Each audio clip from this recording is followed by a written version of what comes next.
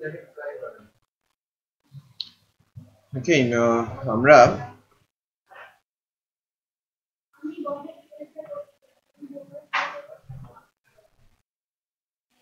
আমাদের চতুর্থ ক্লাস এবং ল্যারাভেলের আলোচনা শুরু করছি। প্রথম তিনটা ক্লাসে আমরা বেসিক লেভেল পিএসপি ফাংশনস এবং অবজেক্ট ওরিয়েন্টেড এর বেসিক কনসেপ্ট এবং লাস্ট ক্লাসে অবজেক্ট ওরিয়েন্টেড কনসেপ্ট অনুযায়ী কোডিং করার চেষ্টা করেছি, রাইট? তো আজকে আমরা স্ট্রেট ল্যারাভেলের আলোচনা শুরু করব, বাট আমরা দুইটা কোশ্চেন সম্পর্কে জানার চেষ্টা করব। এর অ্যান্সার দিয়ে অ্যাকচুয়ালি আমাদের আলোচনাটা শুরু হবে এবং আপনাদের প্রত্যেকের সামনেই কম্পিউটার আছে এবং এই অ্যান্সার দুইটা আপনারা খুব খুব শর্ট টাইমের মধ্যে রেডি করার চেষ্টা করবেন। যে ফ্রেমওয়ার্ক কি, রাইট? ল্যারাভেল একটা ফ্রেমওয়ার্ক, পিএসপি ফ্রেমওয়ার্ক, এটা জেনে আমরা কিন্তু শিখতে আসছি, রাইট? তো আসলে ফ্রেমওয়ার্ক বিষয়টা কি এটা আমরা একটু সংজ্ঞায়িত করব, আপনাদের প্রত্যেকের কাছ থেকে আমি জানার চেষ্টা করব। আর ল্যারাভেল কি, রাইট? ফ্রেমওয়ার্ক ডেফিনেটলি, আর ল্যারাভেল সম্পর্কে আমরা জানার চেষ্টা করব। What is ল্যারাভেল? হ্যালো, হ্যাঁ বলেন। না, আচ্ছা, ভেরি নাইস। হ্যাঁ, আজকে ফার্স্ট আপনি, তারপরে আপনি, রাইট? আচ্ছা, সেক্ষেত্রে আপনাদের এটা নতুন হবে। আমি তাহলে বলছি আর কি বিষয়টা কি। আপনারা অ্যাসাইনমেন্ট গুলো করেছেন, আমি ওটা দেখব আমাদের গ্রুপে। আপনারা গ্রুপে রিকোয়েস্ট পাঠাবেন, কিভাবে গ্রুপ রিকোয়েস্ট দিতে হবে সেটা আমি বলে দিচ্ছি। যে তালহা ট্রেনিং সাইটে রেজিস্ট্রেশন থাকতে হবে ফার্স্ট, আর আমাদের গ্রুপটা হচ্ছে তালহা ট্রেনিং ল্যারাভেল ব্যাচ 07। বসেন, বসে পেন ড্রাইভটা দেন, ঠিক আছে? ব্যাচ 07, আর 07 এর ব্যাচটাতে আপনারা রিকোয়েস্ট পাঠাবেন। রিকোয়েস্টটা কিভাবে পাঠাবেন সেটা আমি একটু বলে দিচ্ছি।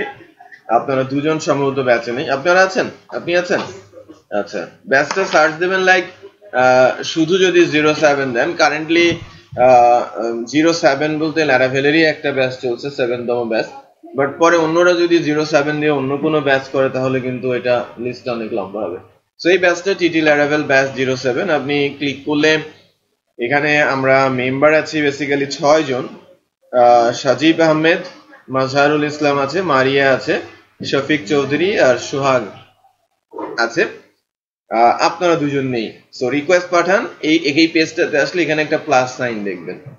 লগ ইন করার পর যদি আসেন তাহলে শুধু প্লাস সাইনে প্রেস করলেই রিকোয়েস্ট সেন্ড হয়ে যাবে। আর যদি লগ ইন না করে ক্লিক করেন প্লাস সাইনে, তাহলে আপনাকে রেজিস্ট্রেশন করতে হবে। আগে সাইটটাতে রেজিস্ট্রেশন করেন যদি তালহা ট্রেনিং রেজিস্ট্রেশন না থাকে। আচ্ছা, আমি আলোচনা শুরু করছি ল্যারাভেলের ওপরে। আর ল্যারাভেল কি, ফ্রেমওয়ার্ক কি, এই বিষয়গুলো সম্পর্কে একটু কথাবার্তা বলবো।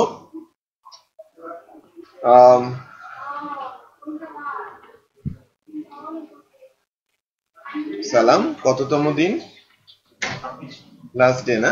26।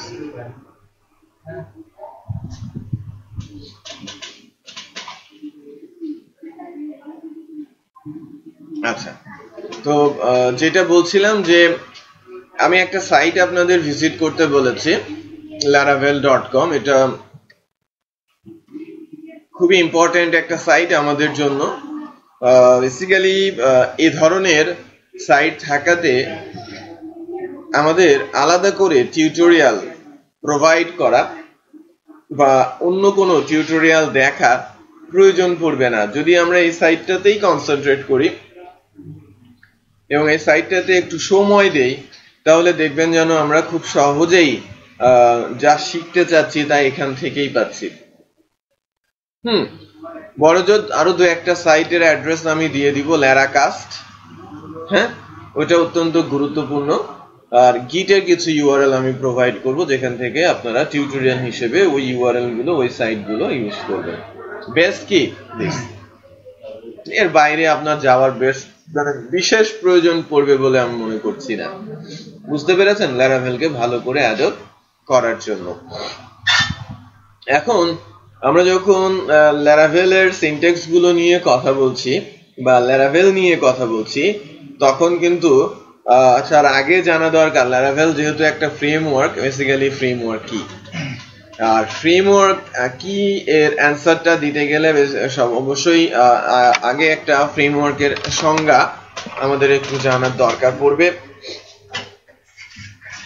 ফ্রেমওয়ার্ক হচ্ছে বলতে পারেন যে একটা প্ল্যাটফর্ম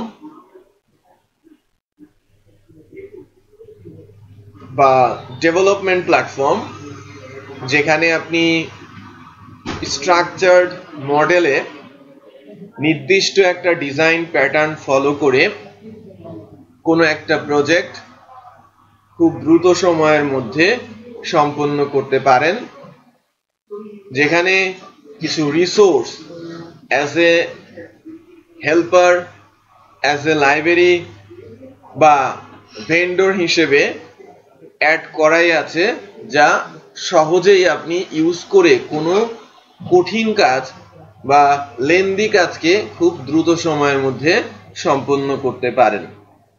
এবং সাথে সাথে যে প্ল্যাটফর্ম আপনাকে সিকিউরিটি এনশিওর করবে, সে ধরনের ডেভেলপমেন্ট প্ল্যাটফর্মকেই আমরা মূলত ফ্রেমওয়ার্ক বলে থাকি।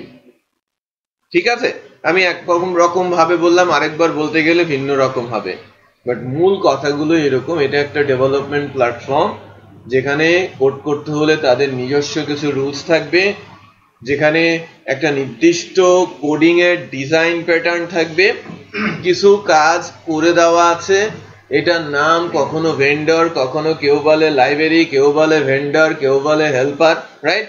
সেই হিসেবে এখানে কিছু কাজ করে দেয়া থাকবে যেটা আপনি ইউজ করে প্রজেক্টের কাজ দ্রুত এগিয়ে নিতে পারেন, এবং খুব ভালো লেভেলের সিকিউরিটি এখানে ইমপ্লিমেন্ট করা আছে, যে কারণে ফ্রেমওয়ার্ক গুলো অনেক বেশি জনপ্রিয় হচ্ছে। বুঝতে পেরেছি? বোঝা গেছে? আচ্ছা, হ্যালো, স্যার বলেন।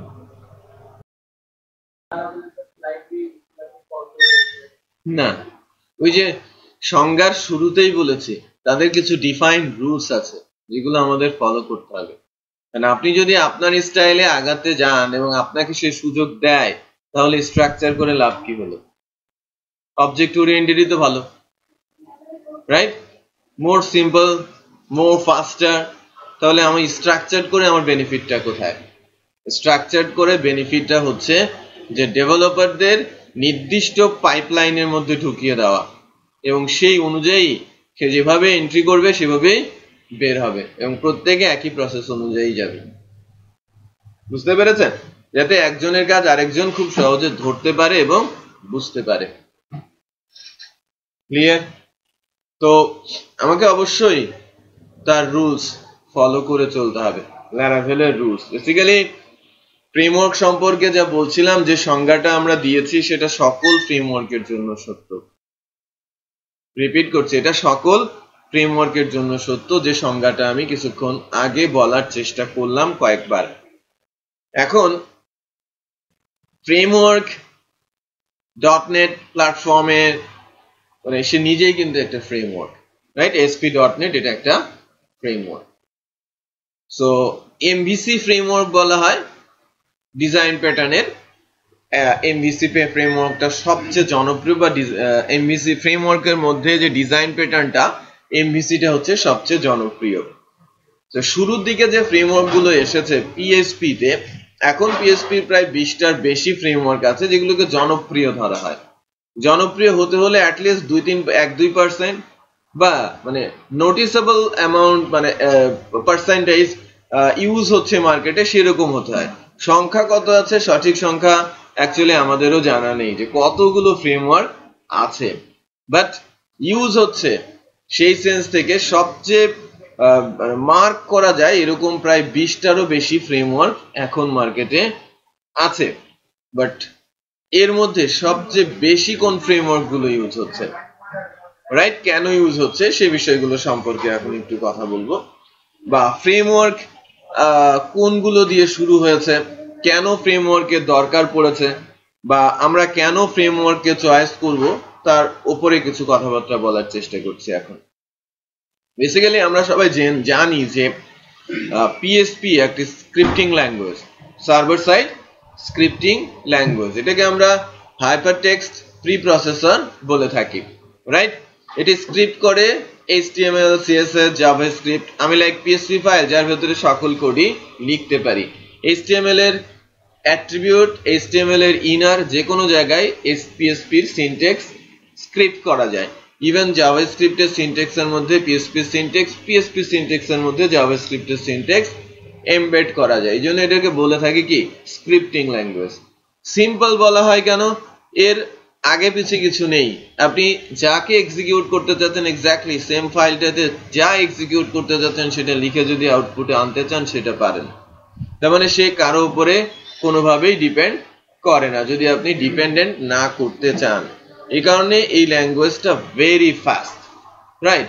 এই ল্যাঙ্গুয়েজটা খুবই দ্রুত গতির একটা ল্যাঙ্গুয়েজ এবং এই কারণেই এখন সে এই অবস্থায় আছে ওয়েবে, মনোপলি অবস্থা যেটাকে আমরা বলে থাকি। ওয়েবে এখন তার বলতে পারেন মার্কেট 82%, রাইট? এর অর্থ হচ্ছে 100টা প্রজেক্ট হলে 80টা প্রজেক্ট হয় পিএসপিতে, বাকি 20টা অন্যান্য ল্যাঙ্গুয়েজে like .NET, Java, Python, Perl, Pascal, Ruby, right? এগুলোর মধ্যে সবাই মিলে 20% আর সে নিজেই 80%। তো কতটা মনোপলি সেটা খুব ভালোভাবেই আমরা বুঝতে পারছি। তো এর পেছনে আসার মূল কারণ একটাই, এর আগেও হয়তো আমি বলেছি যে সেই স্পিডে কখনো কম্প্রোমাইজ করে নাই এবং করবেও না। এই কারণে পিএসপি ডেভেলপমেন্ট 95-এ, রিলিজ 97-এ, বাণিজ্যিক ইউজ 1999-এ, ওই সময়টা যখন পার করে আসছিল তার কিন্তু পপুলারিটি পেতে 8-9 বছর লেগে গেছে। 1-এ কিছুটা ক্লিক করে, 3-তে এসে তো বুমিং অবস্থা, সবাই কনভার্ট হতে থাকে পিএসপিতে। হ্যাঁ, বড় বড় সাইট যারা .NET-এ ছিল ওই সময়কার জায়ান্ট যারা, তারা পিএসপিতে কনভার্ট হওয়া শুরু করে। কারণ কি? Simple, very fast. কারণ ওয়েবে প্রাথমিকভাবে তেমন ইউজার না থাকলেও পরবর্তীতে তারা রিয়েলাইজ করে যে ওয়েবে ইউজারের সংখ্যা ক্রোর ছাড়িয়ে যাবে। ক্রোর বলতে বেসিক্যালি তারা কাউন্টে যায় বিলিয়নে, রাইট? কয়েক বিলিয়ন ছাড়িয়ে যাবে বা তার চেয়েও বেশি। তো সেই ক্ষেত্রে .NET, জাভা বা আদার্স ওই সময়কার যে ল্যাঙ্গুয়েজগুলো পারফরমেন্স যে ঠিক থাকবে না, আগে বুঝে এটা কনভার্ট করা শুরু করে। তো সেই সেন্স থেকে যখন 2003-তে বেসিক্যালি বিগ নেম অ্যামাজন, ইবে এরা কনভার্ট করা শুরু করলো পিএসপিতে .NET থেকে, তারা যে প্রবলেমটা ফেস করে অন্যতম প্রবলেম হচ্ছে আনম্যানেজড। এটাকে ম্যানেজ করাই যাচ্ছিল না। এরকম একটা ল্যাঙ্গুয়েজ যার কোনো স্ট্রাকচার নেই, ইচ্ছে মতো ফাইল বানানো যায়, ইচ্ছে মতো কোড লেখা যায়, রাইট? সো আপনারা 7 জন 7 রকমের চিন্তা ভাবনা, রাইট? আমি যদি বলি যে একটা নাম আপনি খাতায় লিখেন, 7 জনের হাতের লেখা 7 রকম, হ্যাঁ? বা 7 জন 7টা নাম দিয়েই হয়তো লেখার চেষ্টা করবেন। আমি যদি বলি যে এই টাইপের একটা কিছু লিখেন, মিলবে না কিন্তু কারোর সাথে কারোরই, রাইট? যদিও আমি রুলস ডিফাইন করে দেই যে এই রুলস ফলো করে করেন, নামটা কিন্তু ডিফারেন্ট হয়ে যাওয়ার সম্ভাবনা আছে। বোঝা যাচ্ছে? সো এই কারণে অনেক বেশি ডেভেলপারকে ম্যানেজ করা, বড় প্রজেক্টে অনেক ডেভেলপার, অনেক টিম, এটা প্রয়োজন ম্যানেজ করা, এবং পুরো প্রজেক্টটাকে স্মুথলি রান করানোটা অত্যন্ত ডিফিকাল্ট হচ্ছিল, যেখানে সবকিছুই ছাড়া ছাড়া, কনক্রিট কোনো স্ট্রাকচার সেখানে নেই, রাইট? যখন এর ভলিউমটা বাড়ে, একটা জিনিস একটু খেয়াল করবেন যে আপনি হয়তো একটা মোবাইল হাতে করে নিয়ে যেতে পারেন, বাট 10টা মোবাইল হাতে করে নিয়ে যেতে পারবেন? কষ্ট হবে, পড়ে যেতে পারে, তাই কিনা? বাট যদি 10টা মোবাইল বক্সে থাকে, বক্সটা তো একটা, খুব সহজে আপনি ক্যারি করতে পারবেন। বিষয়টা বোঝা যাচ্ছে? সো ম্যানেজড আর আনম্যানেজড অবস্থার কথা আমি বলছিলাম। তো এই অবস্থা থেকে তারা বেসিক্যালি পিএসপি কে প্রেসারাইজ করতে থাকে নিজেকে স্ট্রাকচার করার জন্য, বাট তারা কিন্তু জানে যে স্ট্রাকচার্ড হলে স্লো হওয়ার সম্ভাবনা থাকে, তাই না? যদি কোনো রুলস ডিফাইন করা হয় এখানেই যে এই অফিসে ঢুকতে গেলে গেটে একবার, সিঁড়িতে ওঠার সময় একবার, দরজার সামনে একবার আপনাকে চেক করা হবে, তো ডেফিনেটলি আপনার এখানে ঢুকতে কি সময় লাগবে না, তাই কিনা? বা আপনাকে এখানে আসতে হলে ওখান থেকে 2টা জিনিস, ওখান থেকে 3টা জিনিস, ওখান থেকে 5টা জিনিস নিয়ে আপনাকে এখানে আসতে হবে। তো কয়েক জায়গায় যেহেতু আপনাকে যেতে হবে, নিয়ে আসতে হবে, ডেফিনেটলি সময় লাগবে। বিষয়টা বোঝা যাচ্ছে? সো স্ট্রাকচার্ড হলে আপনাকে ওই কাজগুলো করতেই হবে, অনেক কিছু নিয়ে একসাথে আপনাকে চলতে হবে, এই কারণে প্রসেসটা স্লো হওয়ার সম্ভাবনা বেশি। বাট এটা কিন্তু সিকিউর প্রসেস, তাই কিনা? স্ট্রং, এটা ভেঙে পড়ার সম্ভাবনা খুব ক্ষীণ বা কখনো পড়বেই না, রাইট? একটা জিনিস যদি আমি এক্সাম্পল হিসেবে বলি, মনে করেন যে আমার অফিস থেকে একটা চিঠি আমি গ্রামের একজন মানুষের কাছে পাঠাবো, আর আমাদের প্রধানমন্ত্রী একটা চিঠি গ্রামের একজন মানুষের কাছে পাঠাবে, রাইট? আমি প্রতিষ্ঠানের একটা প্রাইভেট প্রতিষ্ঠানের প্রধান হিসেবে পাঠাতে যাচ্ছি, সে সরকারের প্রধান হিসেবে পাঠাতে যাচ্ছে, গুরুত্ব আলাদা। বাট যদি আমি যে প্রসেসে যাবে সেই প্রসেসটার কথা বলি, তাহলে সহজেই বোঝা যাবে যে সিকিউরিটিটা কিভাবে এনশিওর হয়। সো মিনিস্টারের চিঠি কিন্তু ডাকযোগে পোস্ট হবে না। মিনিস্টার যদি সরাসরি পাঠাতে চায়, হয়তো বাহকের মাধ্যমে সে সরাসরি তার অফিস থেকে পাঠিয়ে দিতে পারে, যেটা ভেরি সিকিউর, রাইট? বাট আমাদের হয়তো সে ক্ষমতা নেই, রাইট? যে আমি সরাসরি আমার লোক পাঠিয়ে তার কাছে দিব। আমি যদি বলি যে আমি দিব, তাহলে আমার পিয়নকে দিব, পিয়ন কুরিয়ারে দেবে, কুরিয়ার ওই জেলায় দেবে, ওই জেলা বক্স বাড়ি খেতে খেতে আরেকজন কুরিয়ারের কাছে পড়বে, ওটা পৌঁছবে কি পড়বে না, যাবে কি যাবে না, যদি না যায় লাইবিলিটিস কে নেবে, কোনো কিছু এখানে ডিফাইন নেই, রাইট?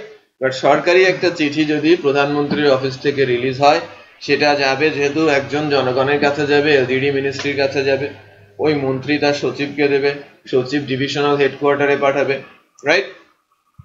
ডিভিশন হেড ডিস্ট্রিক্ট হেডের কাছে পাঠাবে, ডিস্ট্রিক্ট হেড উপজেলার কাছে পাঠাবে, উপজেলা ইউনিয়নের কাছে পাঠাবে, ইউনিয়নের চেয়ারম্যান তার ওয়ার্ডের মেম্বারের কাছে পাঠাবে, মেম্বার সাহেব দিয়ে চিঠিটা তাকে দেবে। ভেরি সিকিউর প্রসেস, এবং প্রত্যেকে জনপ্রতিনিধি, রাইট? মিস করার কোনো সম্ভাবনা আছে? মিস হলেও কি এটা ধরা যাবে না? এখন কোন স্টেজে আছে সেটা জানা যাবে না? সবকিছুই কিন্তু পসিবল, এবং এটা ভেঙে পড়ার সম্ভাবনাও নেই, কারণ সেটা চেঞ্জ হবে এবং মানুষ ওখানে আসবে, সেটা ডিফাইন, রাইট? প্রসেসটা স্লো, ওইটা 3 দিন 5 দিন 7 দিন লাগতে পারে, আমারটা 2 দিনে যাবে। বাট আমার চিঠি গায়েব হলে লাইবিলিটিস কে নেবে? কেউ হয়তো নেবে না, বা আমি ধরতেও পারবো না, কারণ আমার চাইতে কুরিয়ার অনেক বেশি শক্তিশালী। এক্সাম্পল হিসেবে বলছি, বিষয়টা বোঝা যাচ্ছে? এখন আনম্যানেজড যে ইস্যুটা, যদি আরেকটা এক্সাম্পল হিসেবে আমি টানি, যে আপনারা হয়তো এখানে 20 জন আছেন, আমি যদি বলি একজনকে লিডার করে 20 জন নিউ মার্কেটে যান, কিছু জিনিস কিনে নিয়ে আসেন, রাইট? কিছু কেনাকাটা করে আসেন 20 জন মিলে, একজনের আন্ডারে দিয়ে দিলাম, 20 জনকে নিয়ে সে গেল, 2 ঘন্টার মধ্যে ফেরত আসতে বলেছি, সে হয়তো একাই চলে আসছে, বাকি দেশে খুঁজে পাচ্ছে না, কারণ 20 জন 20 রকম, তার কথা কেউ শোনে নাই, ঠিক মতো গাইডলাইন পড়ে নাই, রাইট? বা সে একা এটাকে ম্যানেজও করতে পারে নাই। বাট যদি আমি 20 জনকে 5 জনের আন্ডারে দিতাম, 5 জন অ্যাটলিস্ট আসতো, তাই না? বা 20 জনই ফেরত আসছো, মানে ওখানে একটি স্ট্রাকচার ডিফাইন করা যেত, রাইট? তো ছোট থেকে বড় যে কোনো কিছুই আনম্যানেজড হয়ে যাওয়ার সম্ভাবনা থাকে যদি সেখানে কোনো ডিফাইন্ড রুলস না থাকে। সো ওই সময় যত প্রজেক্ট হচ্ছিল তার ম্যাক্সিমামই ফল করছিল, কারণ কি, এটা একটা সময় গিয়ে এমন অবস্থায় দাঁড়াচ্ছিল যে সামনের দিকে চিন্তা করাটাই কঠিন। আমি একটা বড় কিছু নিয়ে যে প্ল্যান করব, যদি যেখানে স্ট্রাকচার না থাকে, আমি কি প্ল্যান করতে পারবো? প্ল্যান কিন্তু আপনি করতে পারবেন না। অনেক কিছু আপনি করতে চাচ্ছেন, বাট আপনি করতে পারছেন না, কারণ কি, আপনার স্ট্রাকচার নেই। ওকে, এখন যদি বলা হয় একদম সিম্পল এক্সাম্পল হিসেবে,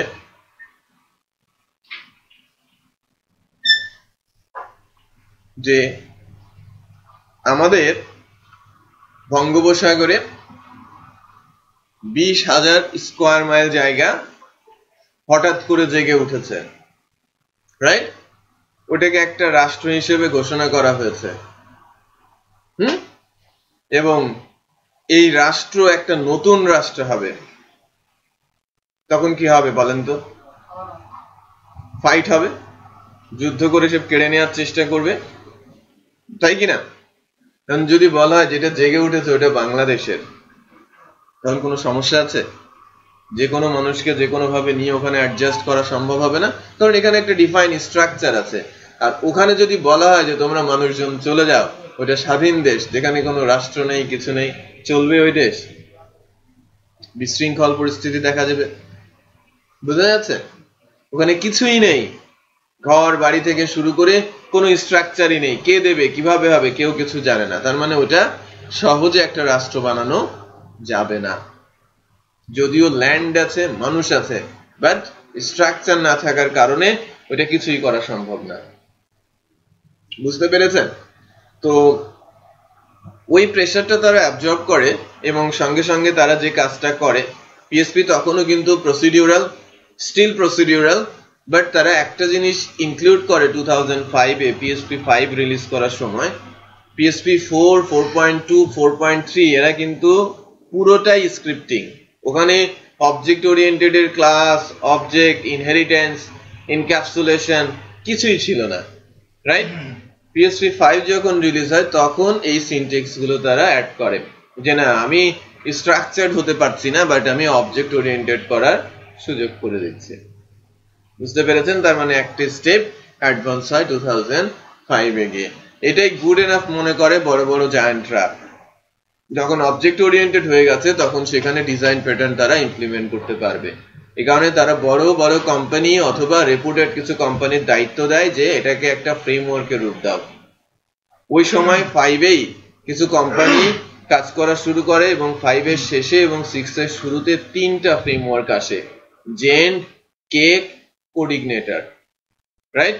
one of the best framework বলা হয় জেন্ড ফ্রেমওয়ার্ককে, বাট বিট স্লো হওয়াতে সে মার্কেট দখল করতে পারে নাই। কেক এবং কোডিগনেটর 2012 পর্যন্ত পুরো মার্কেট রাজত্ব করে গেছে। কোডিগনেটর 1, কেক 2 অবস্থানে থেকে। কোডিগনেটর ফল করেছে 2012 থেকে 2014, এই 2 বছর ডেভেলপমেন্ট না হওয়াতে তার ইউজার অনেকটা হারিয়েছে, বাট স্টিল সে থার্ড পজিশনে, মানে এভার, মানে বলতে পারেন যে বেস্ট এভার পিএসপি ফ্রেমওয়ার্ক লিস্টে সে এখনো সেকেন্ড পজিশনে আছে ইউজের দিক থেকে। তো স্টিল যদি আমি বলা হয় যে মার্কেটে যে ফ্রেমওয়ার্ক গুলো সবচেয়ে বেশি চলছে, তখন 3টা নাম যদি বলেন তাহলে 1-এ ল্যারাভেল, 2-এ আইআইআই, 3-এ কোডিগনেটর। আর বাংলাদেশের পার্সপেক্টিভে ল্যারাভেল, কোডিগনেটর। বুঝতে পেরেছেন? ওয়ার্ল্ড ওয়াইড পার্সপেক্টিভে ল্যারাভেল, ওয়াইআইআই, কোডিগনেটর। সো এই 3টা ফ্রেমওয়ার্কের মধ্যে সবচেয়ে বেশি স্টেবল কোডিগনেটর, সবচেয়ে বেশি ফাস্টার কোডিগনেটর, বাট সবচেয়ে বেশি জনপ্রিয় ল্যারাভেল। ওকে, সবচেয়ে বেশি স্মার্ট ল্যারাভেল, সবচেয়ে বেশি সিকিউর ল্যারাভেল, ওকে, এবং সবচেয়ে বেশি রিসোর্স রাইট নাও যে ফ্রেমওয়ার্কের আছে সেটাও কিন্তু ল্যারাভেল। এই কারণে মার্কেটের চাহিদা বেশি। আর ল্যারাভেল বলতে পারেন লিগেসি মেইনটেইন করছে সিম্ফনি নামে একটা ফ্রেমওয়ার্ক তার। তো সিম্ফনি বহু পুরনো, 2007-এ এসেছে, বাট আস্তে আস্তে করে লিগেসি। ম্যাম ডাকছে? দরকার নেই, কমেন্ট করে দেন। হ্যাঁ, কমেন্ট করে চলে যান। আচ্ছা, আজকে তো আপনাদের কমেন্ট আপডেট করতে নিষেধ করে কল করছি না, করতে। হ্যাঁ, আমি করতে না, আমি অনেক কিছু করে দিই। তিনটা মডেল আমি কন্ট্রোলারের জন্য প্রোফাইল আর একটা ম্যাপ।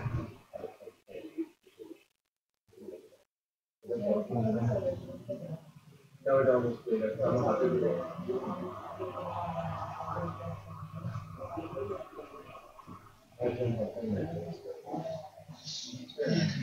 আমি পুরোটা লাইভে করে দিব কালকে ইভেন্ট সাবমিশনে দিয়ে দেবে তারপর প্রজেক্টে আপনারা আপলোড করতে পারবেন কল করা দরকার নেই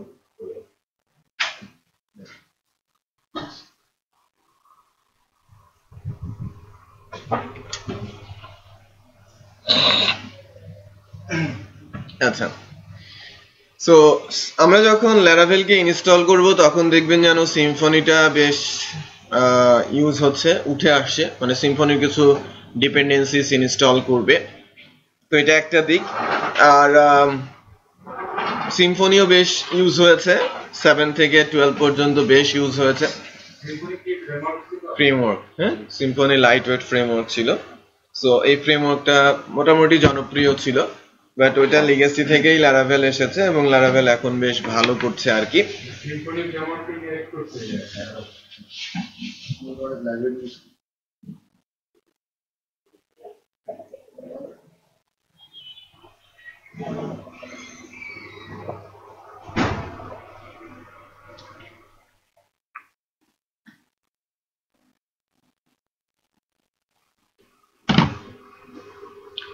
তো আমরা যখন Laravel কে শিখতে যাচ্ছি ফ্রেমওয়ার্ক সম্পর্কে জানলাম এবং ফ্রেমওয়ার্কের আরেকটু অ্যাডভান্টেজ একটু বলি যে Laravel ফ্রেমওয়ার্কটা বা সকল ফ্রেমওয়ার্কের পেছনে মূল কারণ ছিল যে ম্যানেজ করা যাচ্ছিল না আনম্যানেজড হচ্ছিল সেটা অনেকটাই কমে আসে ফ্রেমওয়ার্কের ভেতরে প্রোগ্রামিং যখন শুরু হয় প্রজেক্ট করা যখন শুরু হয় রাইট কারণ আমি যখন কোনো একটা স্ট্রাকচার স্ট্যান্ডার্ড মেনে মেইনটেইন করতে থাকবো এবং আপনারা সাতজনই একই স্ট্যান্ডার্ড মেনে কাজ করবেন বা যারা Laravel জানে সবাই একই স্ট্যান্ডার্ড মেনে কাজ করবে কারণ একজনের জায়গায় আরেকজন সোয়াপ করালে কি কাজ করতে পারবে না স্ট্যান্ডার্ড তো সেম কাজ same folder option same rules same হয়তো ডেটা সেট ডিফারেন্ট মানে কোডের নামটা ডিফারেন্ট এর জায়গায় বি বির জায়গায় সি বাট যে জায়গায় এ হওয়ার কথা ওখানেই তো বি লিখতে হবে ওখানেই তো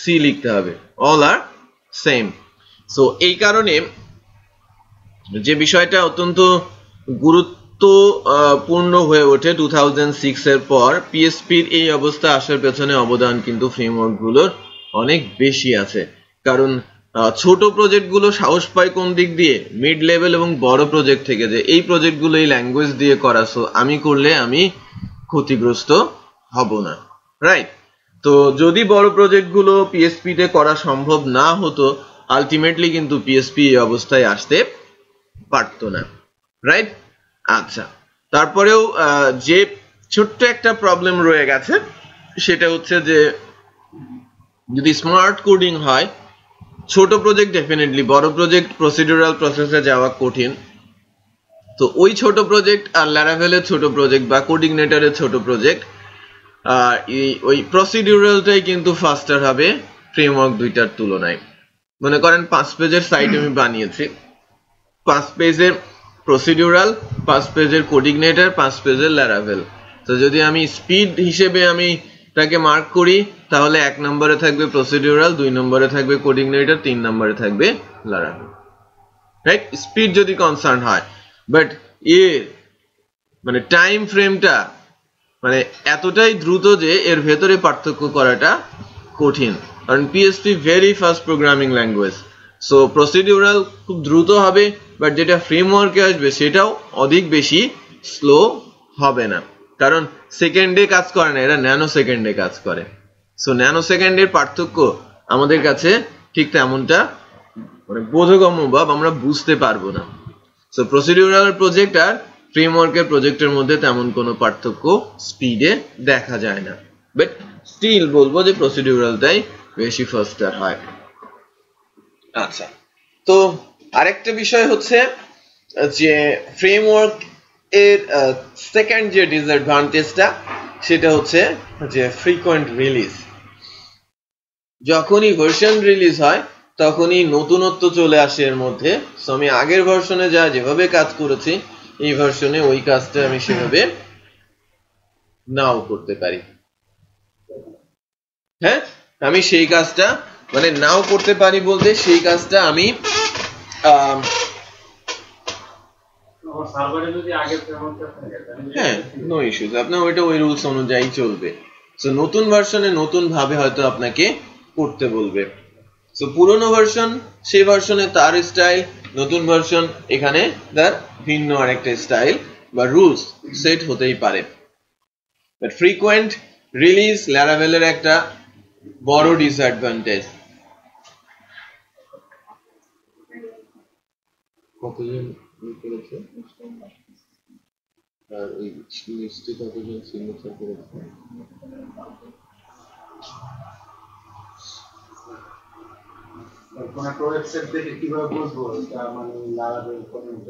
এটা বোঝাটা কঠিন।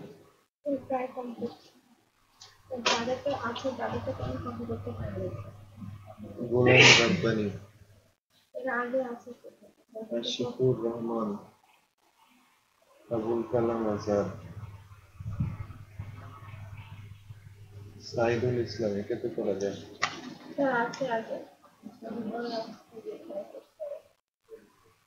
রেদওয়ান ইসলাম কে আসে না এখানে, এরা কিন্তু জানেই না অমরিকা আসবে।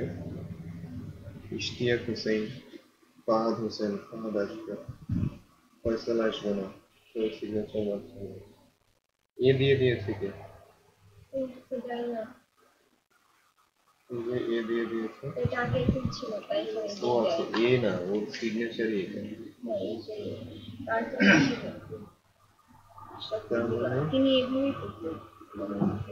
তার মানে হচ্ছে 1 2 3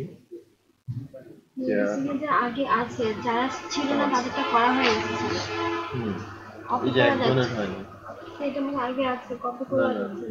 6 এটা ডে পুরো 51 পেয়েছে। 9 জনের এখনো বাকি। 30 নাম্বার এটা কালকের মধ্যে দেখেন। এখন 2 জন আসবে, বাকি 7 জনের সঙ্গে কন্ট্যাক্ট করতে হবে। আপনি একটা কাজ করে দিন।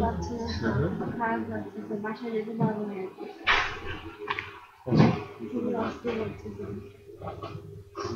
খুবই খারাপ লাগছিল ছিলাম।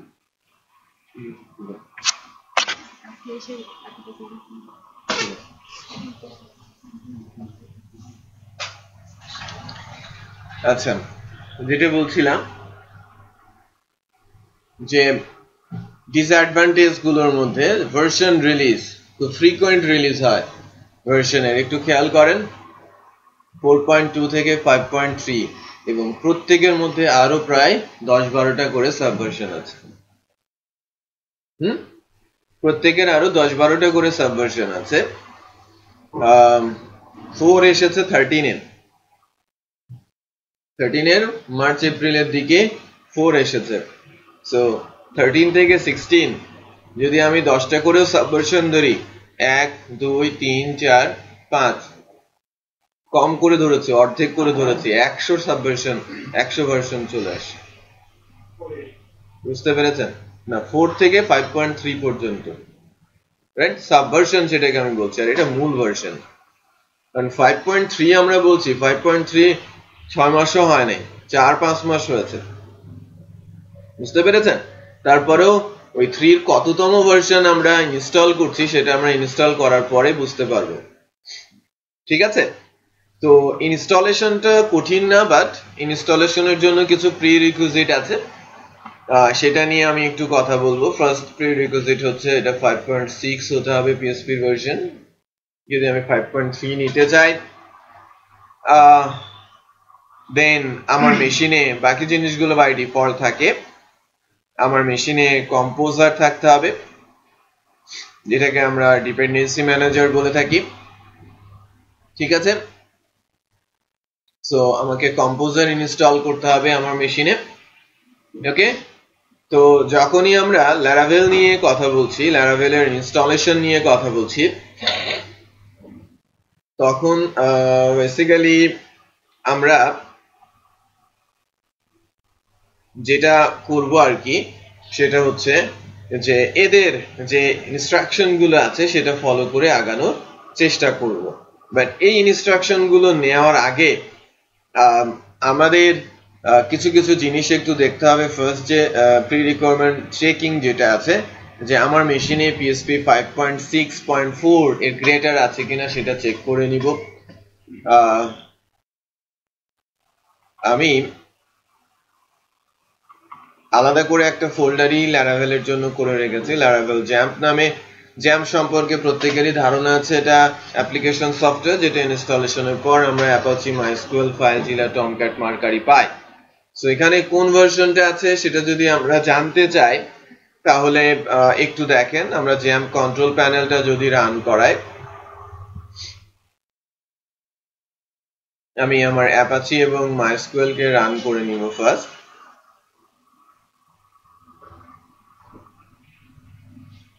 যদি অ্যাপাচির অ্যাডমিনের উপরে প্রেস করি,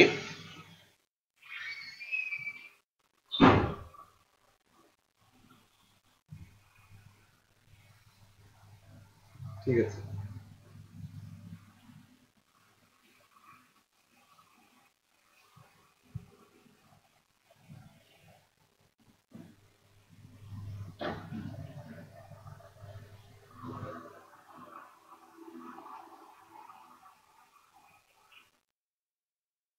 লোডিং লোডিং লোডিং।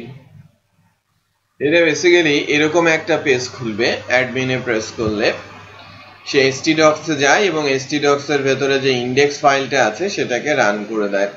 সে কিন্তু বেসিক্যালি লোকাল হোস্টে চলে আসে, খেয়াল করেছেন? সো লোকাল হোস্টের পেজটাকে লোড করে দেবে। এটা না করে আমি এখানে ইন্ডেক্স 1 করে রেখেছিলাম, কারণ জ্যাম্প htdocs এর ভেতরে index.php নামে একটা ফাইল থাকে, রাইট? ওটাকে আমি হাইড করার জন্য ইন্ডেক্স 1 করে দিয়েছিলাম। আমি যদি এখন লোকাল হোস্ট লিখি তাহলেই আমরা কিন্তু এই অ্যাডমিনটা দেখব। এখানে একটু খেয়াল করি, আমরা জ্যাম্পের কোন ভার্সনে আছি? 5.5.37। এটা কোথায় আছে? আমি এক্সপ্লোরে যদি যাই, ল্যারাভেল জ্যাম্প নামে আছে। একটু দেখি, এটা পুরনো, সো এখানে 3 কাজ করবে না, রাইট? 3 কি কাজ করবে? পুরনো ভার্সনে 3 কাজ করবে না। আমার মেশিনে আরো এক জায়গায় জ্যাম্প আছে, এক জায়গায় না, আরো কয়েক জায়গায় আছে। না, অ্যাকচুয়ালি আমাদের প্রয়োজনে করতে হয়, যেটা রান করবেন সেটা। আপনি যেটা রান করবেন তখন আমরা সার্ভিস ইনস্টল করি না, অ্যাকচুয়ালি সে স্টার্টআপে সে রান করে না কোনো কিছু, ঠিক আছে? ম্যানুয়ালি রান করে নিতে, আমি কিন্তু ম্যানুয়ালি রান করছি। এখন আমি LICT জ্যাম্প যদি যাই, এটা একটু স্টার্ট করে দেখি।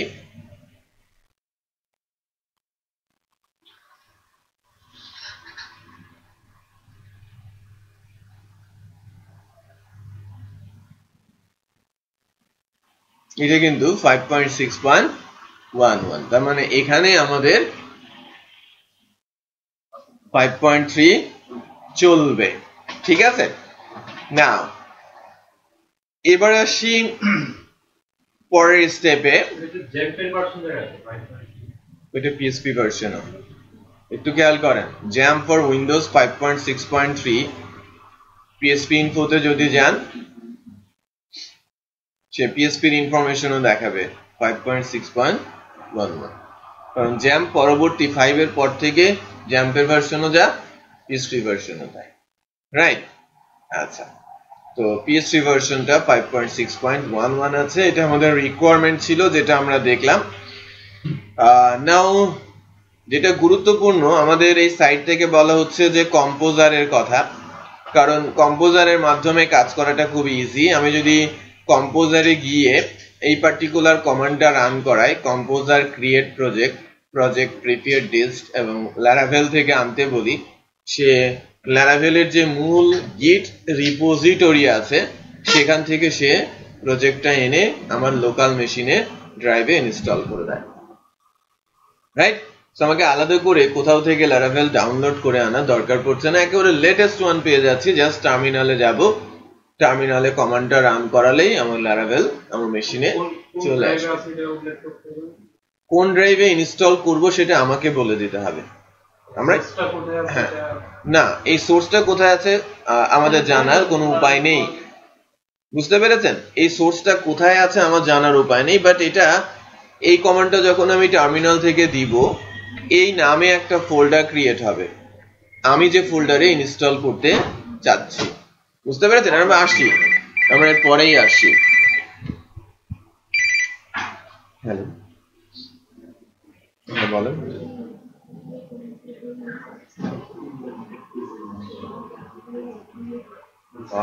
যে ডোমেন দিয়েছে ওটার ইনফরমেশন সহ সবকিছুতে একটু গন্ডগোল আছে।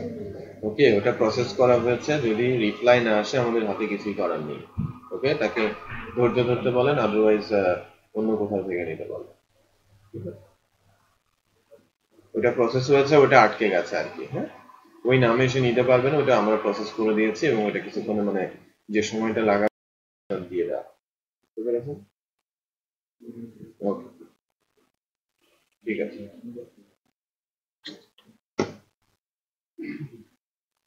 তো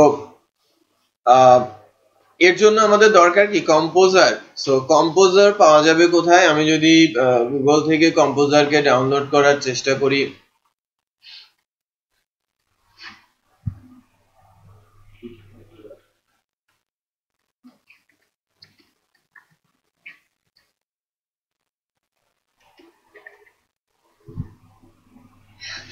এই যে getcomposer.com এ যদি যান, গেট কম্পোজার, কম্পোজারের সেটআপ exe টা আপনি খুব সহজে ডাউনলোড করে নিতে পারেন। আমার কাছে অলরেডি ডাউনলোড করা আছে কম্পোজারটা। হ্যাঁ, কম্পোজার থেকে নামালে অ্যাকচুয়ালি বলতে পারেন যাদের প্রোডাক্ট সেখান থেকে নামানোই সেফ, রাইট? সো এটা তাদের প্রোডাক্ট, তাদের সাইট, তাদের ওখান থেকেই আমি নামাচ্ছি। না, এটা সবার জন্য, ফর অল। সো কম্পোজারটা ইনস্টলেশনটা সিম্পল। কম্পোজারটা বেসিক্যালি আমার ডিপেন্ডেন্সি ম্যানেজার, যার হেল্প নিয়ে আমি খুব সহজেই ডিপেন্ডেন্সি গুলো, পিএসপি ডিপেন্ডেন্সি, লারাভেলের প্লাগইন ভেন্ডর খুব সহজেই আমার প্রজেক্টের ভেতরে টার্মিনাল কমান্ডের মাধ্যমে নিয়ে আসতে পারি। এই কারণেই কম্পোজারের ইউজ আর কি। কম্পোজারটা ইনস্টল করবেন আপনি যদি আপনার মেশিনে যে কোনো একটা জ্যাম্পে ইনস্টল করে দেন, তাহলে সব জ্যাম্পে পেয়ে যাবে সে, এটা অটোমেটিকই পাবে। বাট আমরা তো আমাদের মেশিনে একটা জ্যাম্পই রাখবো। আমার মতো তো আপনাদের মানে নাম্বার অফ জ্যাম্প ইনস্টল করার দরকার নেই যে আমি প্রতিটা ক্লাসে শেখাচ্ছি যেভাবে জ্যাম্প ইনস্টল করতে হয়, বুঝতে পেরেছেন? সো যখন মেশিন ফরম্যাট হবে তখন আবার একটা একটা করে ফোল্ডার ক্রিয়েট হবে, একটা একটা করে জ্যাম্প ইনস্টল হওয়া শুরু হবে, রাইট? সো আপনাদের কাছে একটাই থাকবে। সো যখন আপনি ইনস্টল করছেন যে কম্পোজারটাকে, হাত উঁচু করে আছে একটু খেয়াল করেন, এই পাথটা অত্যন্ত গুরুত্বপূর্ণ। আপনি ব্রাউজ করে শুধুমাত্র আপনার ওই পিএসপি exe ফাইলের পাথটা ধরিয়ে দেবেন। সো আমার মনে করেন আমার যে জ্যাম্প আছে, এখানে এটা একটা জ্যাম্প আছে, এটা একটা জ্যাম্প আছে, এখানে একটা জ্যাম্প আছে, তো সব মিলিয়ে বেশ কিছু জ্যাম্প আছে। আমার যেটা দেওয়া আছে, আমার যে কোনো একটা থাকলেই যথেষ্ট। সো ল্যারাভেল জ্যাম্প এর ভেতরে htdocs না, ল্যারাভেল জ্যাম্পের মধ্যে পিএসপি নামে একটা ফোল্ডার। সো আপনার যে জ্যাম্প ফোল্ডার তার পিএসপি ফোল্ডারের মধ্যে এই ফাইলের পাথটা দেখিয়ে দেবেন, psp.exe। ব্রাউজের পরে আপনার জ্যাম্প যেখানে আছে, আপনার মেশিনে জ্যাম্প যে ফোল্ডারে আছে সেই ফোল্ডারে, তারপরে যাবেন হচ্ছে পিএসপি ফোল্ডারে, দেন psp.exe, ওই পাথটা ধরিয়ে দেবেন। তাহলে আমরা কি ধরানোর চেষ্টা করছি দেখেন, আমার যেখানেই জ্যাম থাকুক না কেন সেখানে পিএসপি এর মধ্যে psp.exe টা দিয়ে আমাকে নেক্সটে যেতে হবে, দেন ইনস্টলেশন শুরু। হ্যাঁ, চেকিং কম্প্যাটিবিলিটি, প্রক্সি দেওয়ার দরকার নেই, দেন নেক্সটে এখানে ইনস্টল হিট করলে ইনস্টল হয়ে যাবে। আমার যেহেতু ইনস্টল করা আছে আমি এটাকে ক্র্যাশ করাচ্ছি না। হ্যাঁ, আমি নষ্ট হয়ে যেতে পারে, আবার সময় লস হতে পারে, আমি স্কিপ করছি। তার মানে কিভাবে একটা কম্পোজার ইনস্টল হবে সেটা আপনারা জানলেন। বাসায় গিয়ে অবশ্যই সেটা ইনস্টল করবেন। এই মেশিনগুলোতে সব জায়গায় কম্পোজার দেওয়া আছে। ওকে, কম্পোজার যখন ইনস্টল, আমি যাচ্ছি আমার মেশিনে ডি ড্রাইভে lict জ্যাম্প ফোল্ডারে, কারণ এটা আমাদের লেটেস্ট পিএসপি এখানে আছে 5.6.11। এই জায়গাটাতে আমি আমার Laravel প্রজেক্ট রাখতে চাচ্ছি। Laravel কি PHP এর জন্য লাগবে কি অ্যাপাচি রুট কি htdocs, আর আমার এই অ্যাপাচিটা রান করানো আছে, আমি এখানে আমার Laravelটা ইনস্টল দিব। Laravel ইনস্টলেশন টার জন্য জাস্ট প্রি রিকুইজিট চেকটা হলো PHP এর লেটেস্ট ভার্সন আমার কাছে আছে, লেটেস্ট বলবো না, PHP লেটেস্ট 7, বাট আমরা PHP ইউজ করছি কি 5.6.11, এটা স্টেবল, আর PHP 6.19 যেটা বলতে পারেন স্টেবল এর লাস্ট ভার্সন, আর PHP 7 যেটা সেটা বেটা, এখনো ডেভেলপমেন্ট স্টেজে আসে নাই। আরেকটা বিষয়, হ্যাঁ 7 দেওয়া আছে, প্রবলেম হবে না। হ্যাঁ হ্যাঁ হ্যাঁ এমন প্রবলেম হবে না, বাট দু একটা ছোটখাটো প্রবলেম ক্রিয়েট করতে পারে, তখন ওইটা সলভ করে নিতে হবে। হ্যাঁ স্লো, আচ্ছা এখন ঘটনা হচ্ছে যে PHP এর ভার্সনটা, এটা PHP এর উপরেই নির্ভরশীল যে সে তার ভার্সন রিলিজ করছে, বাট স্টিল যখন আমি বলছিলাম যে ওয়েব সার্ভার যেগুলো আছে, লিনাক্স বেস যে ওয়েব সার্ভার গুলো আছে, ওখানে বাই ডিফল্ট ভার্সন হিসেবে এখনো কিন্তু 6 আসে নাই, ওটা রিকোয়েস্ট করতে হয় যে আমার সার্ভারে 5.6 দিয়ে দাও, তখন দিয়ে দেওয়া হয়। তার আগ পর্যন্ত কিন্তু ডিফল্ট 5.5ই থাকে, বুঝতে পেরেছেন? তার মানে লাইভ সার্ভার গুলো স্টেবল কেই ধরে রাখে। তো 7 লাইভে আসতে আসতে বহু সময় বাকি আছে। 5.6 এটা অন রিকোয়েস্টে এখন আসছে, হয়তো নেক্সট ইয়ারের রিলিজে মানে ওভারঅল WHM এর সাথে 5.6 ও দেখা যাবে। ঠিক আছে, এটা সার্ভার প্রোভাইডার কাছে রিকোয়েস্ট করতে হয় যে আমার প্রজেক্ট হচ্ছে 5.6 এ, সো আমি হ্যাঁ যার কাছ থেকে নিচ্ছেন তাকে বলবেন যেন PHP ভার্সন 5.6.11 মানে 4 আর বেশি হয়, আদারওয়াইজ আমার Laravel এর প্রজেক্ট চলবে না। 6.4 5.6 বললে হবে না, 5.6.4 Laravel 5.3 এর মিনিমাম রিকোয়ারমেন্ট, বুঝতে পেরেছেন? আচ্ছা এরর দেবে না, আমি ইনস্টল করতে দিলে যেটা হবে, আমার যদি 5.5 থাকে ওর কম্পিটেবল ভার্সন ইনস্টল করে দেবে, ওর যে কম্পিটেবল ভার্সন আছে সেটা ইনস্টল করে 5.2 ইনস্টল করে দেবে। যখন আপনি কমান্ড চালাবেন সে অটো, এই জন্যই আমরা এই কমান্ডটা ইউজ করি।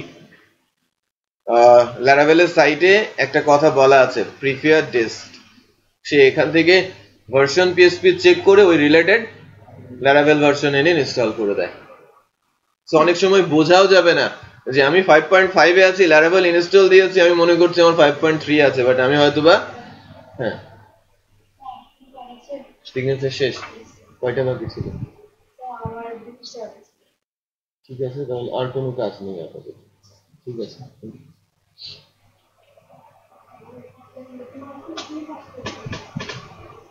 ঠিক আছে। সো আমি এখন যে কাজটা করব সেটা হচ্ছে আমার htdocs এর মধ্যে শিপ থেকে রাইট ক্লিক করব, শিপ ধরে রাইট ক্লিক করলে htdocs এর মধ্যে কিন্তু একটু খেয়াল করেন, শিপ ধরে যদি রাইট ক্লিক করি তাহলে ওপেন কমান্ড উইন্ডো হিয়ার এরকম একটা লিংক আসে।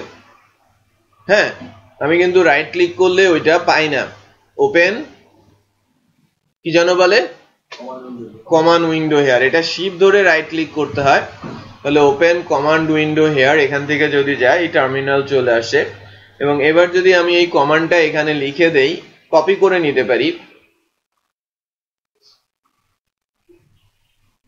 এবং টার্মিনাল থেকে যদি এটাকে রান করাই, পেস্ট কম্পোজার ফার্স্ট, দেন ক্রিয়েট প্রজেক্ট, দেন প্রিফেয়ার ডিস্ট, Laravel এটা কমন, এতটুকু থাকবেই। তারপরে ব্লগ আন্ডারস্কোর ব্যাচ 07, আমি যেহেতু এটা তালহা ট্রেনিং এর LICT না, আমি TT_blog_ ব্যাচ 07, এটা হবে বেসিক্যালি আমাদের প্রজেক্ট ফোল্ডার। আমি বুঝাতে পেরেছি? এটা হবে আমাদের প্রজেক্ট ফোল্ডার। এই নামে একটা ফোল্ডার ক্রিয়েট হবে কোথায়? এই জায়গায় htdocs এ, এবং এর ভেতরে 24.7 মেগাবাইটের কোড ডাউনলোড হবে। শুধুমাত্র 6 মেগাবাইট মানে 0.6 megabyte, that means 600 kilobyte only Laravel framework, আর 24.1 হচ্ছে ভেন্ডর। হ্যাঁ দ্যাট সাপোর্টার আর কি। আমি বলছিলাম যে ফ্রেমওয়ার্কের মধ্যে অনেক কাজ করা থাকে, তাদেরকে মূলত ল্যারাভেলের ভেন্ডর বলা হয়। ওই ভেন্ডরের কোডগুলো এখানে অটোমেটিক চলে আসবে। সো এর জন্য কিছু টাইম লাগবে, 10 to 15 মিনিটস। সো কমান্ড যখন চালাবো একসঙ্গে যদি 8 জন চালাই তাহলে 20-25 মিনিট লেগে যেতে পারে বা ফেলও হয়ে যেতে পারে। বেটার হচ্ছে 2 জন 4 জন করে রান করা, যাতে দ্রুত ইনস্টল হয়ে যায়। ঠিক আছে? সো আমি যদি এখন এন্টার দেই, ঠিক আছে, তার মানে আমার কমান্ড চলে গেছে। কিছুক্ষণের মধ্যে ইনস্টলেশন স্টার্ট হবে। ফার্স্টে ফোল্ডার ক্রিয়েট হবে, ফাইল ক্রিয়েট হবে, রাইট? তারপরে আস্তে আস্তে করে ভেন্ডর গুলো আসা শুরু হবে। ইন্টারনেট কানেকশন জরুরি। ইন্টারনেট কানেকশন না থাকলে এই প্রসেসে ল্যারাভেল ইনস্টল হবে না।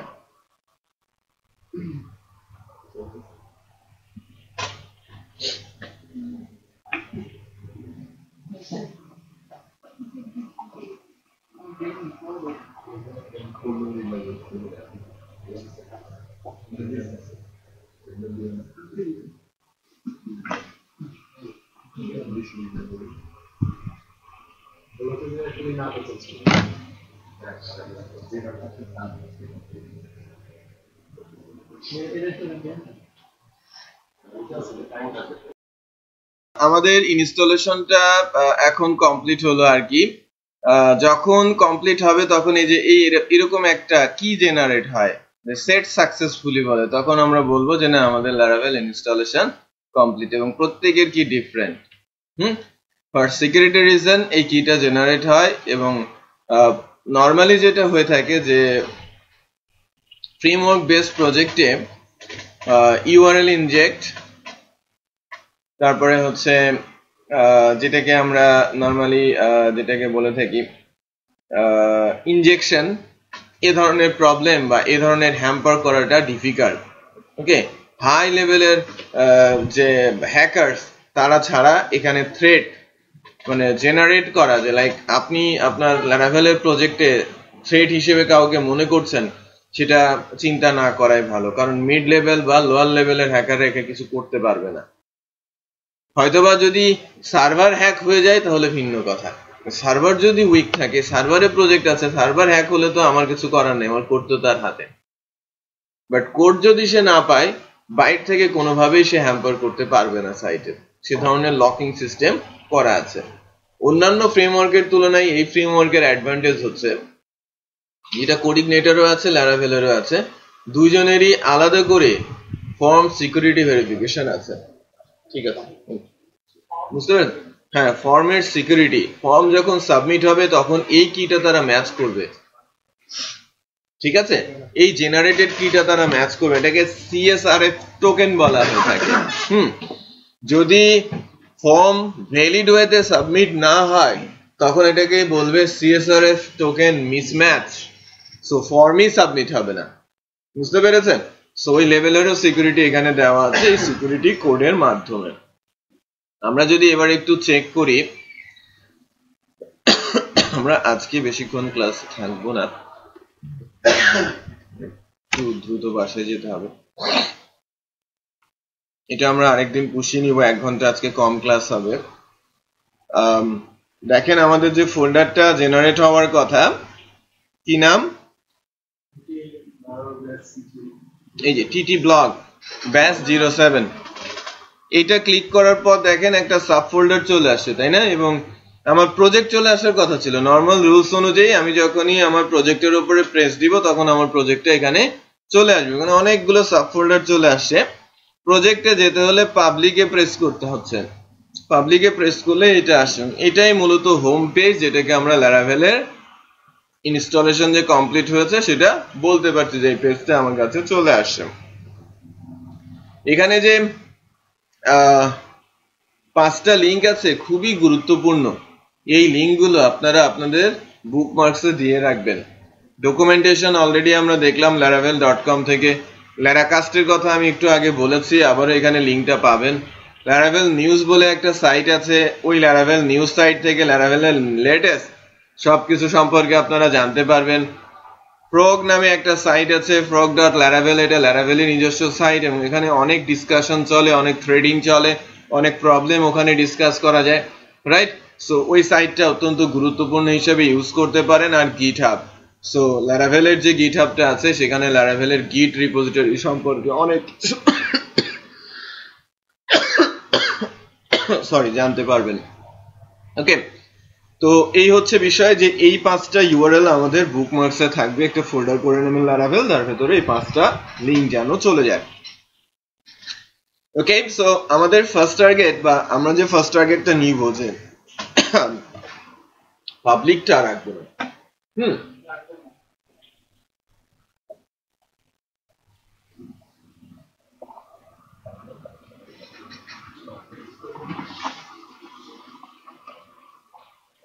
URL এ পাবলিক থাকবে না। আমি ডোমেইন হিট করেছি, আমার ফোল্ডার আসছে, দেন পাবলিক হিট করলাম, সাইট আসলো, হবে না।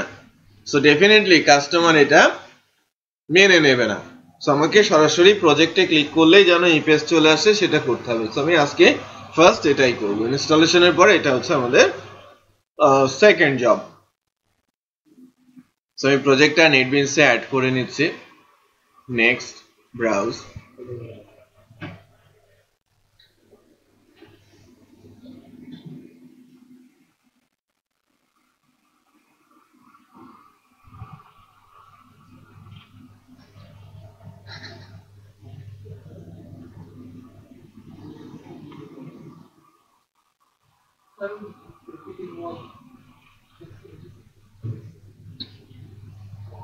দেখেন, চেক করে দিলাম,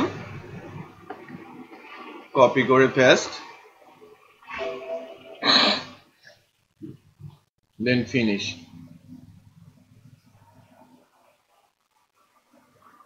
সো এখানে এসে যেটা আমাদের করতে হবে, আমরা একটু ফোল্ডার স্ট্রাকচারটা জানার চেষ্টা করি, খুব কুইক সাকসেশনে বলবো এবং পরের দিন আরো এলাবোরেট করব।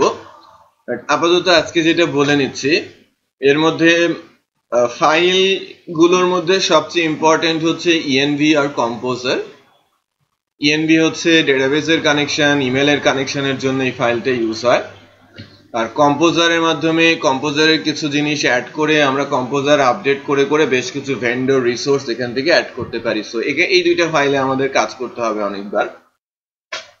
যদি উপর থেকে শুরু করি, এপিপি মূল কোডগুলো, অ্যাপ্লিকেশন লেভেলের যে কোডগুলো, ক্লাস বেস যে কোডগুলো, কন্ট্রোলার, বলেছিলাম যে ডিজাইন প্যাটার্ন থেকে MVC, হ্যাঁ, ম্যাক্সিমাম ফ্রেমওয়ার্ক এটা ফলো করে, বাট Laravel MVC ডিজাইন প্যাটার্নও ফলো করে, M বাদ দিয়ে VC ডিজাইন প্যাটার্নও ফলো করে। সো প্রিফারেবল 5.3 এর জন্য VC, তারা M কে উচ্চ করে দিয়েছে। আপনি ইউজ করলে করতে পারেন, না হলে দরকার নেই, রাইট? সো আমরা 3 যে রুলস, ডকুমেন্টেশন রুলস, সেভাবেই আগানোর চেষ্টা করব। তার মানে MVC এখানে ইউজ হবে না, এখানে হবে VC। সো VC ডিজাইন প্যাটার্নে V হচ্ছে ভিউজ আর C হচ্ছে কন্ট্রোলার। সো লজিক্যাল যে ফাংশন গুলো, সেই ফাংশন গুলো থাকবে কোথায়? কন্ট্রোলারের মধ্যে। আর কন্ট্রোলার থাকে অ্যাপ্লিকেশনে, আর ভিউ গুলো থাকবে এই রিসোর্স ফোল্ডারে। দেখেন, রিসোর্সের মধ্যে ভিউজ আছে, আর অ্যাপ্লিকেশনের মধ্যে HTTP এর আন্ডারে কন্ট্রোলারস আছে, যার ভেতরে কন্ট্রোলার গুলো থাকবে। কন্ট্রোলার ক্লাস আর ভিউ হচ্ছে ফাইল। এ হচ্ছে মেজর দুইটা এরিয়া আমাদের কাজ করার। এছাড়াও কনফিগারেশন আছে। এই ফাইলগুলো কনফিগারেশনাল ফাইল, কখনো কখনো আমাদের চেঞ্জ করার প্রয়োজন পড়তে পারে এবং যেটা আমাদের প্রয়োজন অনুযায়ী চেঞ্জ করব। ডেটাবেস ইউজ একটা লাইব্রেরি, মাইগ্রেশন, সিডিং, ফরকাস্ট থেকে শুরু করে অনেক কিছুই করা যায়। সো ডেটাবেসের এই ফোল্ডারটা তখন কাজে আসবে আমরা যখন ডেটাবেস নিয়ে কাজ করব। নেটবি প্রজেক্ট, এটা নেটবিনসের জন্য এসেছে। পাবলিক, এর ভেতরে রিসোর্স থাকবে। রিসোর্স বলতে বোঝাচ্ছি, আমরা যখন একটা ডাইনামিক সাইট বানাবো, একটা অ্যাডমিন প্যানেল থাকবে, একটা ফ্রন্ট এন্ড প্যানেল থাকবে, তার টেমপ্লেটের রিসোর্স থাকবে, মানে CSS, জাভাস্ক্রিপ্ট, ইমেজ, এগুলো সব রাখবো কোথায়? পাবলিকের মধ্যে। অথবা কোনো ফাইল আপলোড হচ্ছে, সেটা থাকবে কোথায়? পাবলিকের মধ্যে। ঠিক আছে? রিসোর্স, কিছুক্ষণ আগেই বলছিলাম, এখানে মূলত ভিউ থাকে। ল্যাং অ্যাসেট, এই ভিউ এর মধ্যে মেসেজিং এর জন্য ল্যাং, এই ভিউ এর মধ্যে কোনো রিসোর্সের জন্য অ্যাসেট ফাইল আমরা ইউজ করে থাকি।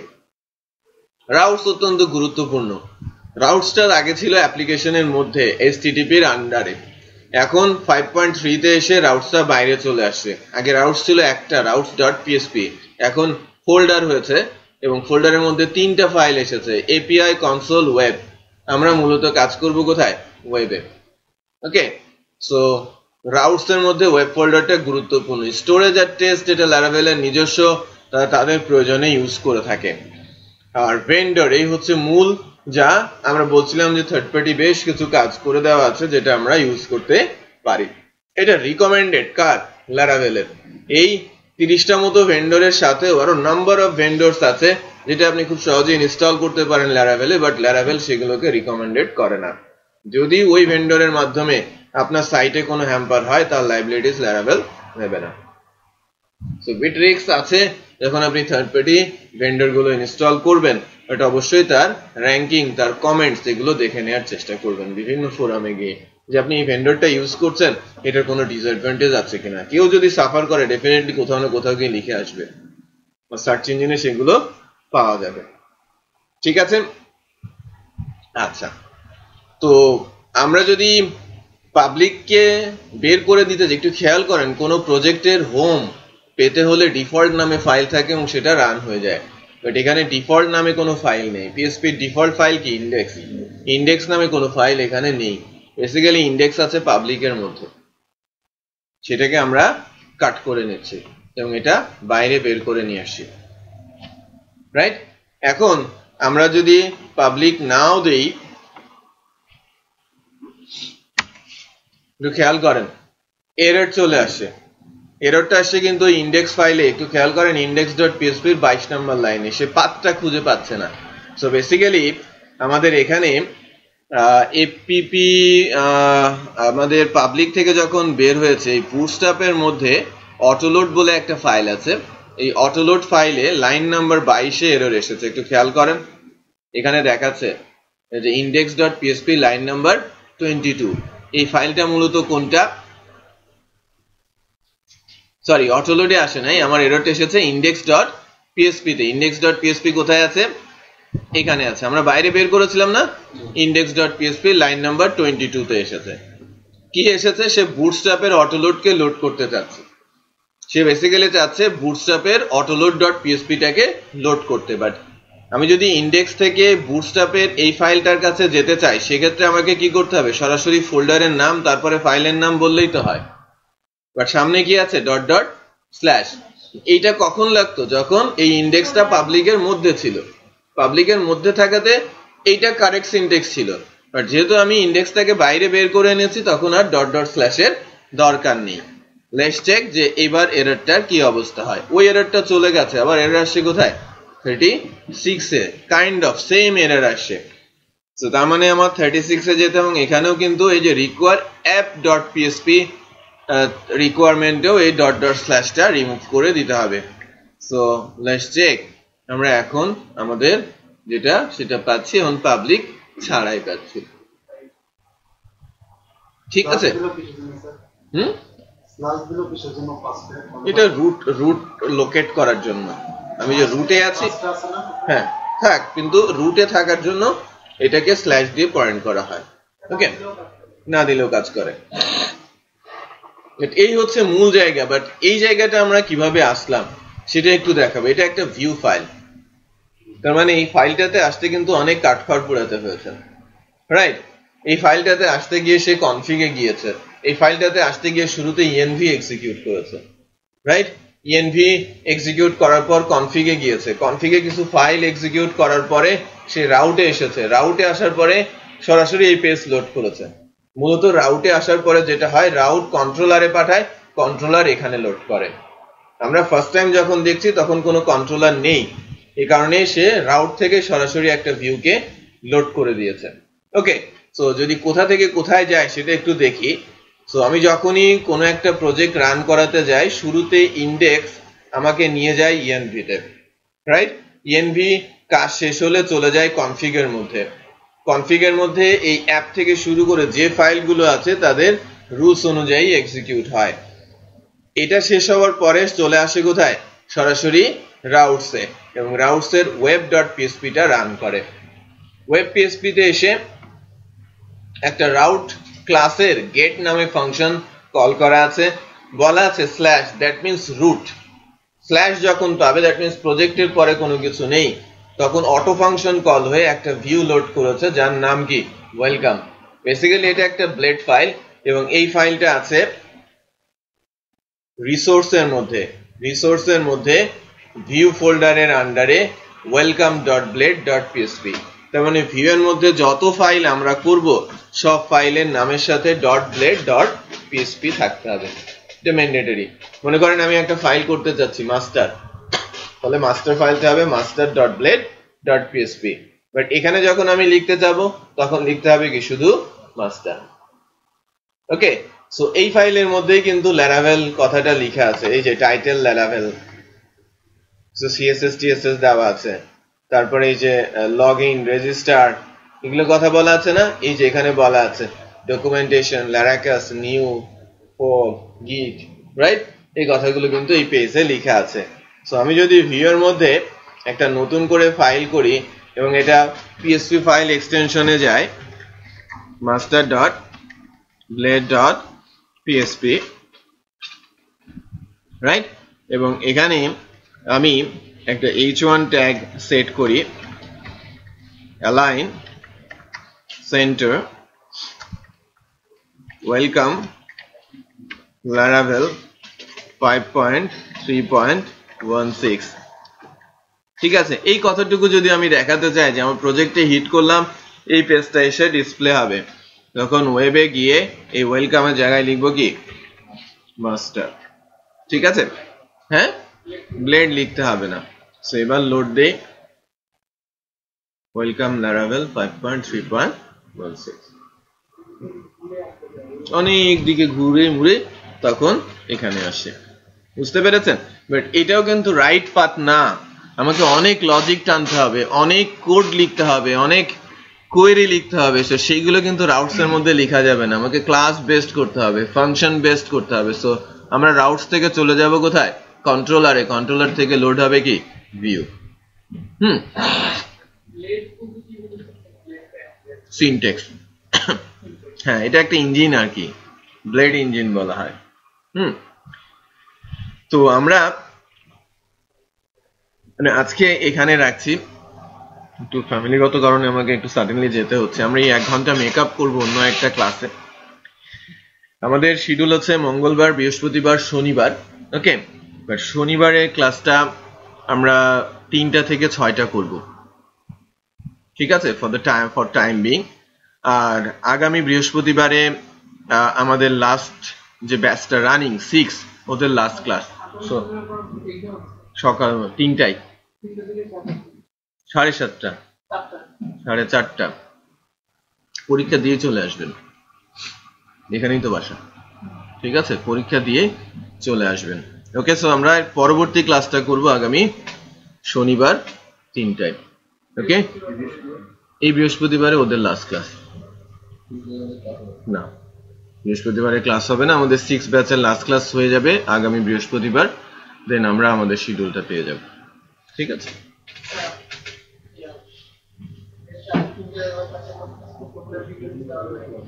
হ্যাঁ, ভিডিও আছে, নিয়ে নিতে পারেন।